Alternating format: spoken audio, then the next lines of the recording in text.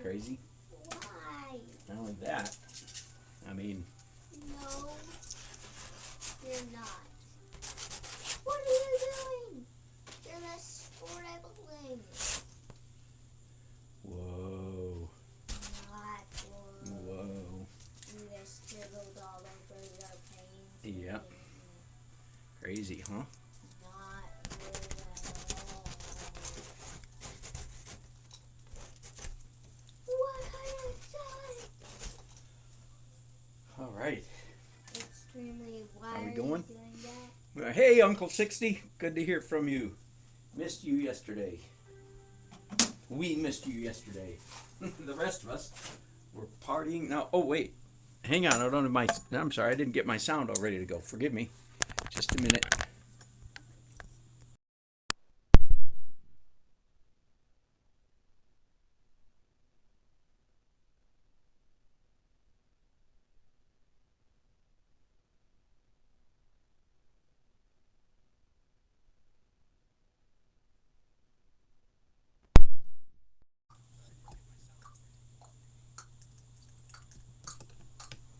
Sorry.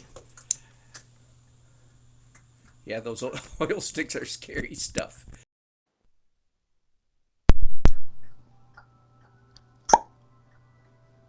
All right. And man, I'm in such a hurry up mode that I didn't even finish getting all ready. Sorry about that. Getting there though. I know, those oil sticks, my granddaughter here, Lake, who is very anxious to be introduced. That's Lake. She wants to be on YouTube very much. Hello, the rest of you who are joining me. So this is going to be a very short broadcast. I have an appointment in 35 minutes, so sorry about that. I seriously considered not broadcasting at all because of that, but I thought, nah. First of all, almost everybody else on YouTube follows the rules and keeps their broadcast down, to 8 to 10 minutes, because that's where you get the viewers, they say. And here I am, I drone on for hours and hours. Like I don't know any better.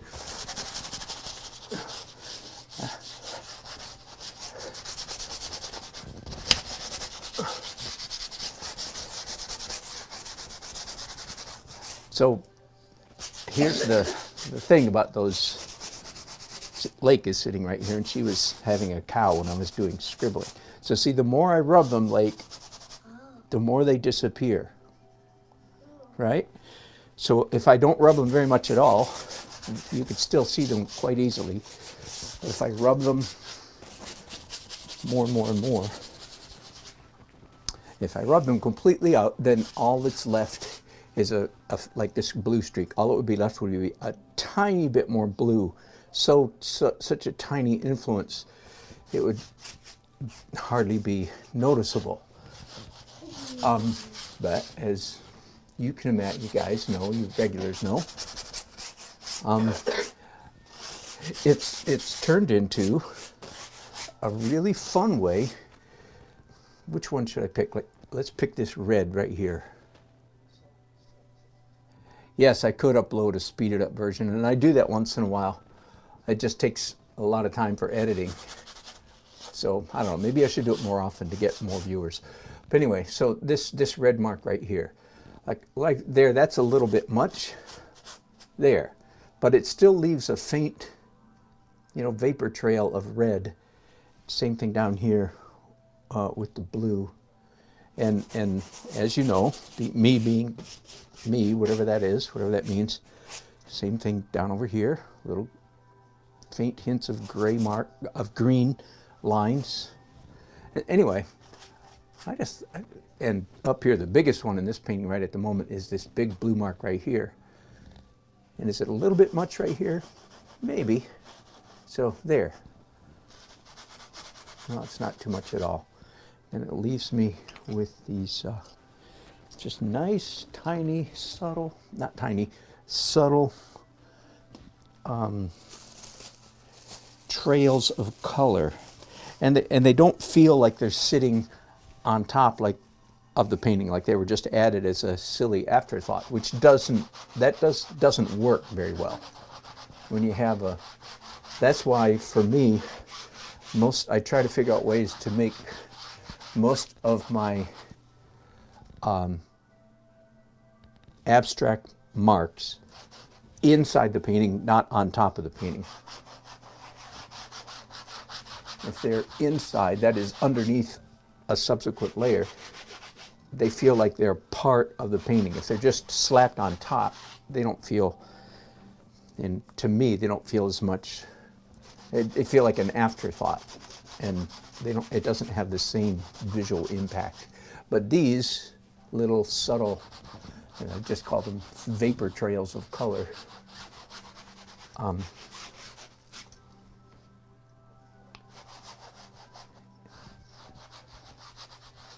In fact, it feels like it's inside the painting, so it's successful to me visually.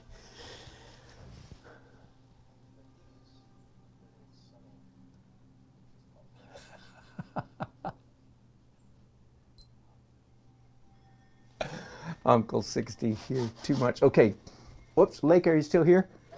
Oh, she snuck off. I thought she was still sitting behind me. That's funny. She'll be back.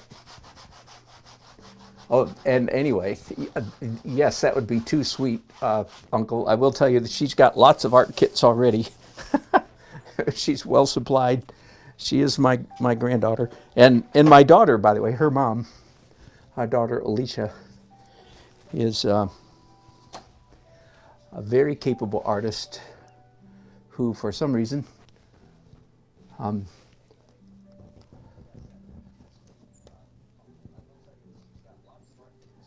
it never developed an interest in pursuing art. I've talked about that a little bit before. I'm not exactly heartbroken, even though both of my biological children were very gifted at art. David, my son David, whose wife just had their second child day before yesterday. So that's our 7th grandchild. The occasion of much rejoicing and celebration around here. They're out in Flagstaff. Anyway, he was a very gifted artist, but never had any interest in pursuing it. And our daughter Alicia, because this is Lake's mom, we homeschooled. I was the homeschool teacher for her 11th and 12th grade. So unlike many homeschool parents who homeschool the kids when they're young, we did it quite the other way around, which suited my personality and gifting. So I homeschooled her 11th and 12th grade, and she and I found some way to turn virtually every subject into an art project. History, literature, you name it. And we must have done all right, because she got not a full ride scholarship, but she got plenty, yeah, full ride scholarship to NC State University and then to University of North Carolina. She was a very bright kid. Anyway, but no interest in following her dad as a full-time artist. For many years, I said she was in fact the most talented student I'd ever had. She did finally get passed up, so just to prove that I'm not just being, what's the word? She's my daughter, so I would say that, right? No, I said it because it was true. Until about 4 years ago, I had this 14-year-old, 13, 14, 15-year-old student named Chase.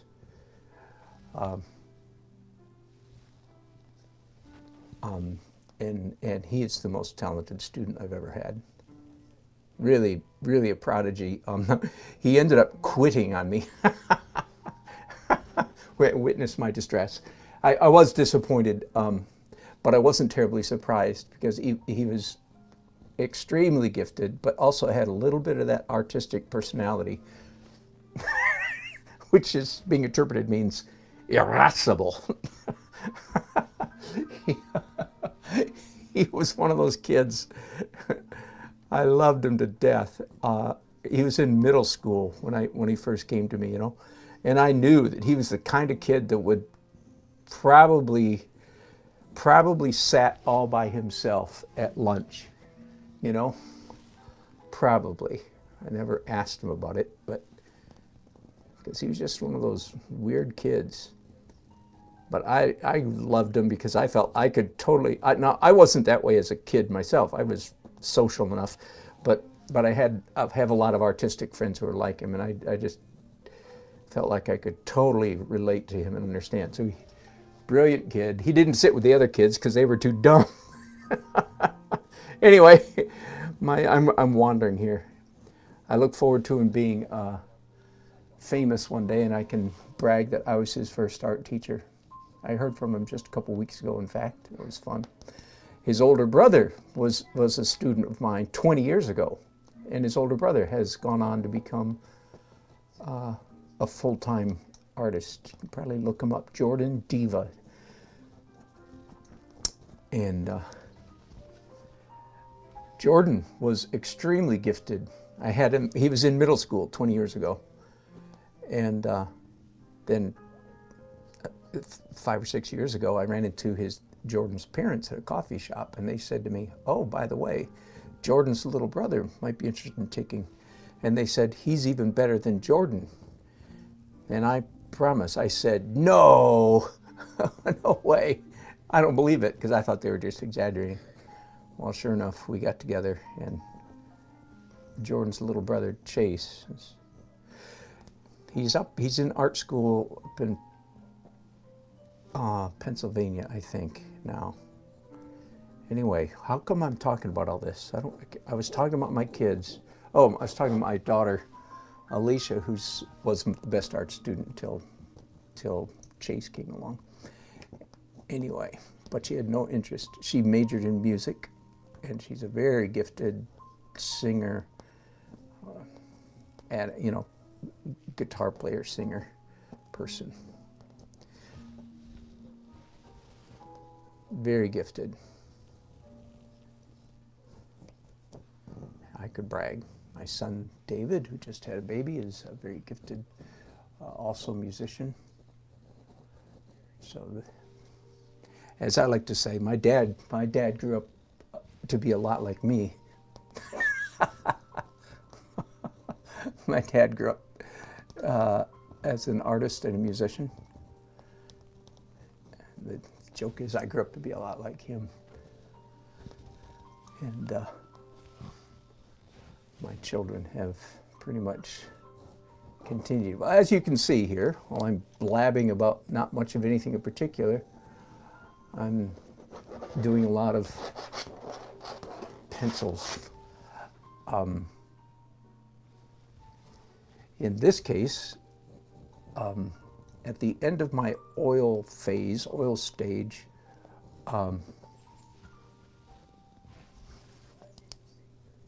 my painting was, no, let me rephrase that. At the end of my acrylic stage, I'm sorry, you knew what I meant. At the end of my acrylic stage, this painting was quite a bit mushier, softer than normal.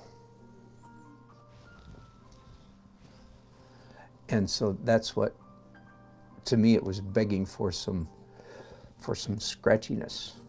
Give me some scratchiness, give me some scratchiness. That's what the painting was saying to me. And again, all you guys are chatting up a storm and I'm ignoring you.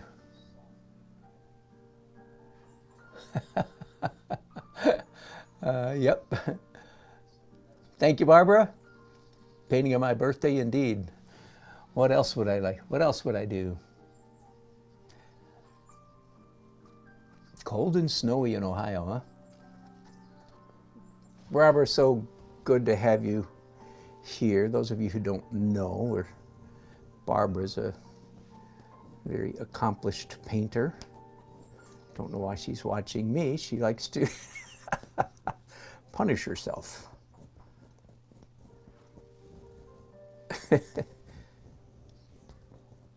Yep, 66 years old today I am.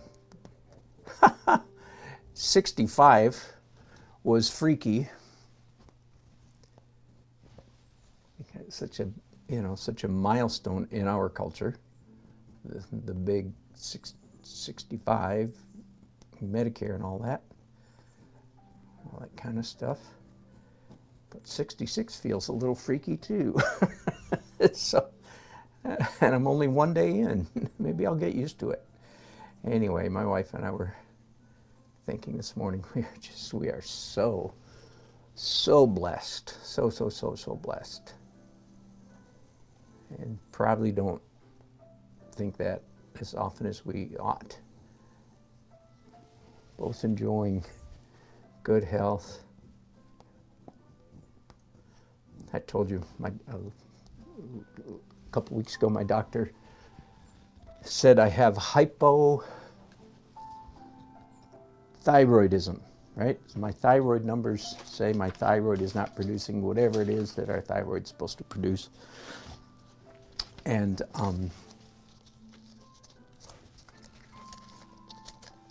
here's part of a close-up of my reference here. And so, of course, he did what all doctors do. And I do understand that, synthroid or whatever's like 1/3 of the population over the age of 65 is on, or I don't know if that's the right number, but a huge percentage of the population. Anyway, so he wrote a prescription, but I haven't started taking it yet. That explains my low energy, my sudden weight gain, my ornery personality,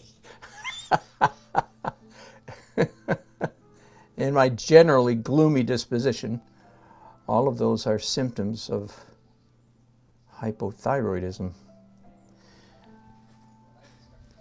So I have not started taking any pills yet, but I have started, just for what it's worth.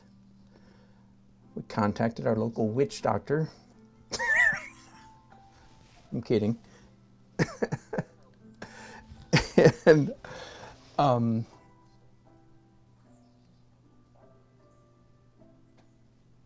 Uncle Rainey in New Jersey.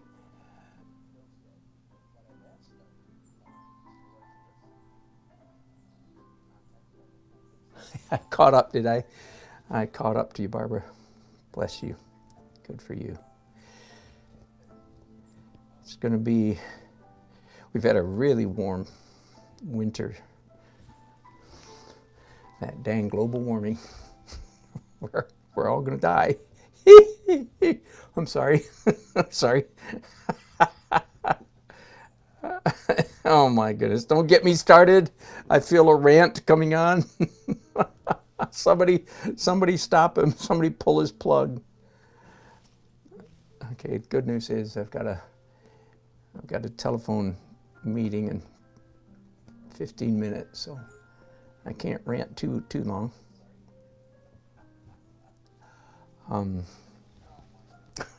What was I talking about? I was talking about art in some way, I'm sure, at some point. Oh yeah, so we contacted our local witch doctor, and I'm starting last night, finally. I'm doing some essential oil treatment. So we'll see. We'll see. And by the way, I'm not at all adamant or militant or whatever against medication. If I have to start taking it, I will. But I'm going to start out with let's pursue some natural stuff first.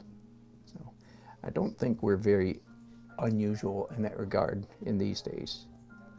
Maybe 20 years ago that might have been weird, or 40 years ago, but I know we're not alone. A lot of people would have a similar attitude. So we'll see how my numbers do. I have on the calendar to go back and get my numbers rechecked like in March or April, I forget.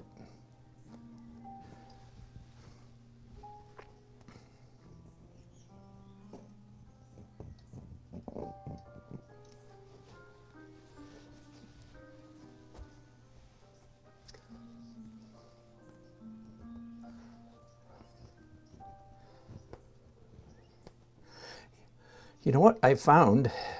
I just realized I do this a lot. I found for rendering fairly abstract figures like this, the two hands at one time approach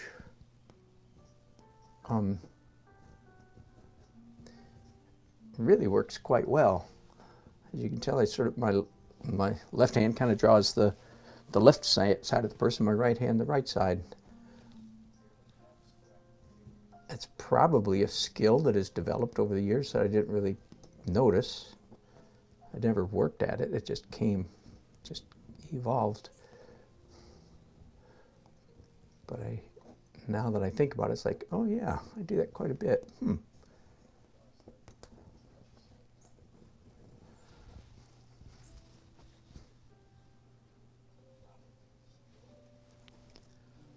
All right, let's finish the bridesmaids. 1, 2, 3, 4. 1, 2, 3, 4. As I said yesterday, I want to get, hairstyles, hair color, and more or less body type accurate, so that the bride and groom can identify their friends. But I'm certainly not going to do miniature portraits of them. Well, at this size, of course, even the bride and groom are not going to be portrait-ish.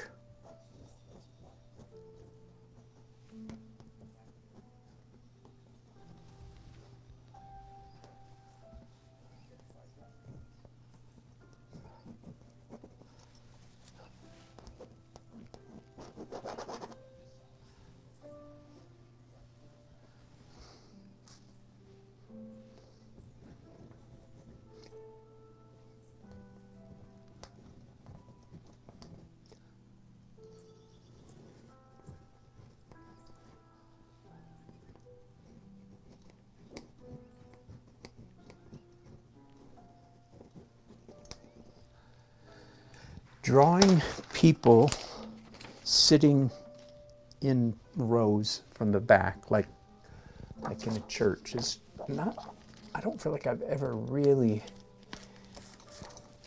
nailed the magic formula for doing that. I guess if I did it more often, I would have to really come up with a formula.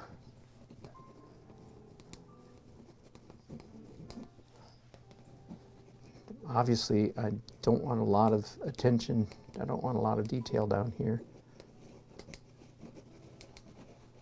So getting more and more abstract the closer I get to the bottom of the canvas.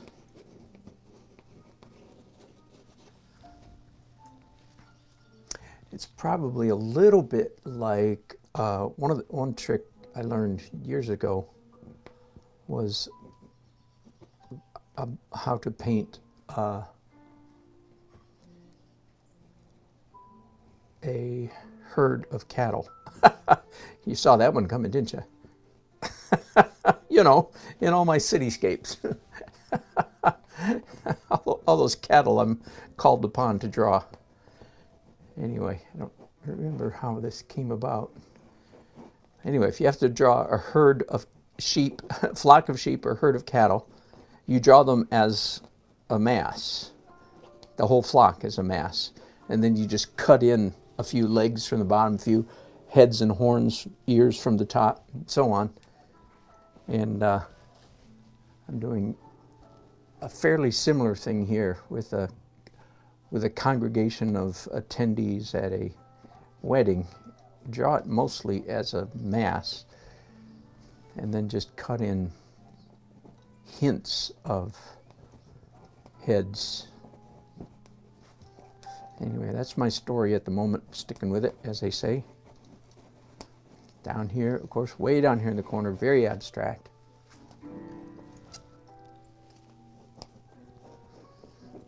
And I'm not, of course, I'm not going to do this pencil stuff all the way into the corners. I'll let the pencil fade out. I can always come back and do more later if I so choose.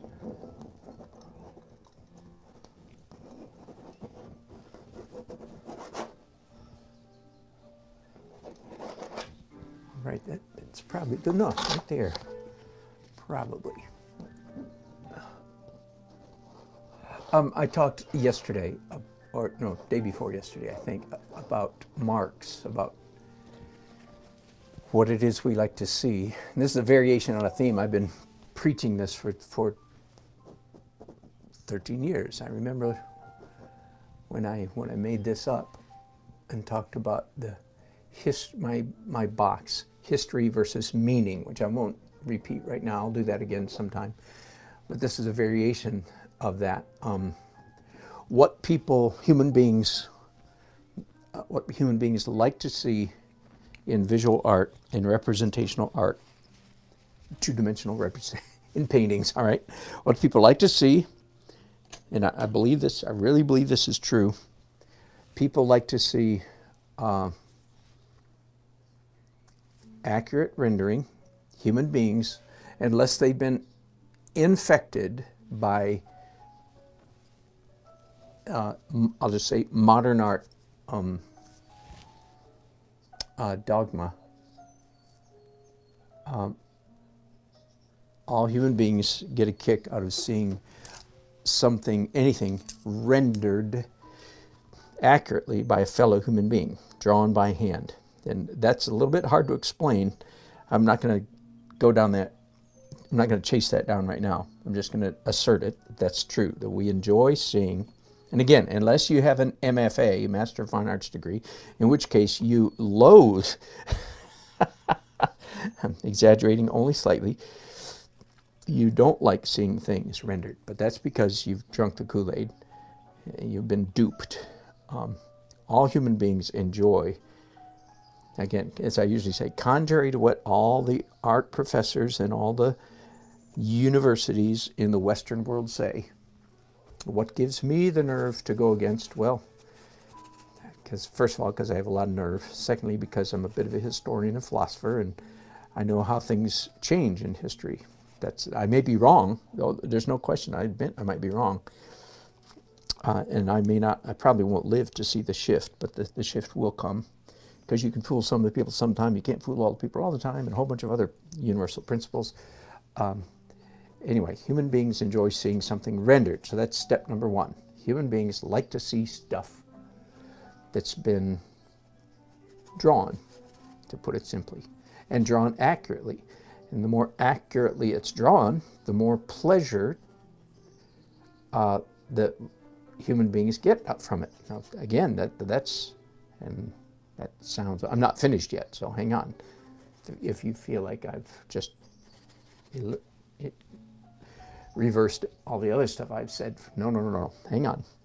So we enjoy seeing stuff accurately rendered. That's why I work hard at rendering things accurately. Now, as you can tell, I draw a big difference. There's a big difference between drawing something accurately and drawing something in great detail or stiffly or tightly, right? And as you know, in this past year, I've made a determination, whether I can stick with it or not, but I've determined to never use the term loose painting again, because it's misleading, especially to young or early journey painters. So I don't talk about painting loose, because when you say painting loose, the early journey beginner student painter hears that as, oh, I should paint messy or draw messy, which is, no, I consider that to be a serious misconstruing of the reality. So I work hard at rendering. I'm doing fuzz layer now, by the way. So this is my third, in case you're counting, this is my, well, fourth maybe.